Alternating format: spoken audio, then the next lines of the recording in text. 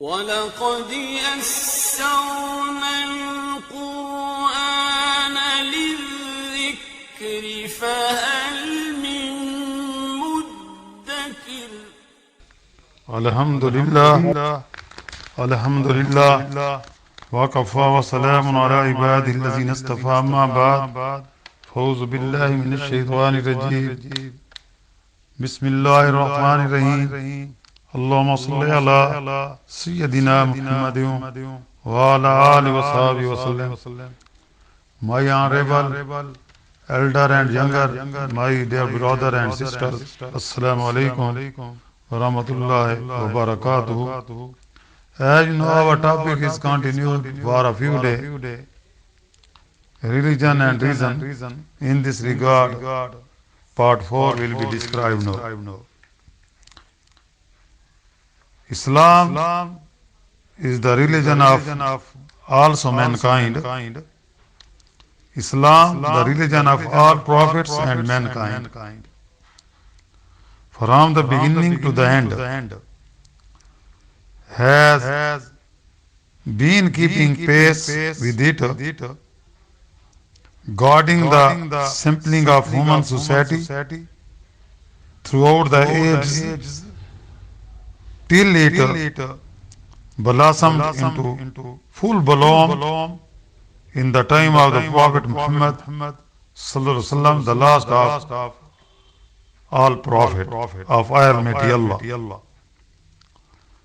We have good reasons to make this statement. Mankind being essentially of one permanent trait and character, the guidelines should also bear the same stamp and possess the same attributes. Those who brought the message should be of the same stock and descend from the same source.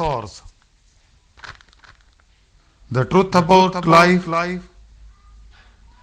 death and hereafter should be fully explained in terms acceptable to human nature and established through human efforts. The Prophet of Almighty Allah, on whom we are asked by Islam to believe, for all human beings and not semi-gods or sona, mean of gold, son of God, or gods in themselves. The text of the message should be watched, saved, free from the art and craft of human hand.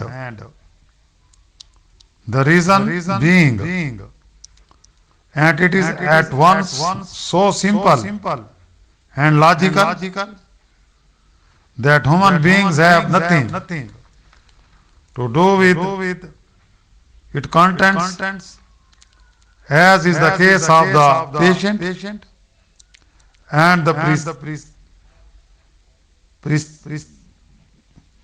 prescription given to Islam to him. Think this nonsense again, as is the case of the patient and the prescription given to him by his physician.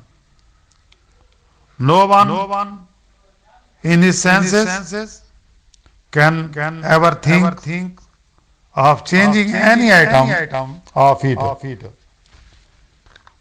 Precisely same is the case with the divine guidance religion, which cannot provoke any change in it.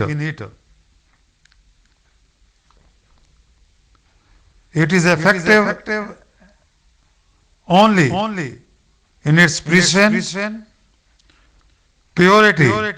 Islam alone of the religion of the world can rightly claim this virtue. Islam satisfactorily explains the three mysteries of human existence, namely life, death, and the hereafter. It explains the truth in an abundant manner. Taking the three one by one, we shall try to put forward the Islamic philosophy about each. Life is the greatest gift of God. That is why it is forbidden, haram, of a Muslim to take it, commit suicide. It is meant to be lived in a balanced way, keeping on to the straight path with complete submission and obedience to the will of Almighty Allah. Piety. It is the God's trust with man, and has therefore to the respected and preserved. Even animal life is to be protected and not cruelly treated.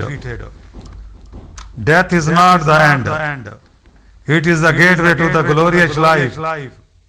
Ahead as a reward for those who are careful to abide by divine laws. It is nothing to be feared that is to be held dear to one heart, for it is means to the coveted end of seeking eternal peace. Death is the best physician. Hereafter, in the guarantee. Hereafter is the guarantee for man's accountability. No one will escape with sins on his head, and none will go unrewarded for the services rendered by him in a certain life in the name of Almighty Allah and His creation. It is the final goal and the end. Man has to keep it in view so that he always keep to the right path of justice and peace. It is corollary of the first two principles. One follow the other, and the two come to rest in the hereafter. Almighty Allah may give us true understanding to know Islamic way of life. Almighty Allah may all of us bless. Wa khud hawana anil hamdulillahi rabbil alamin.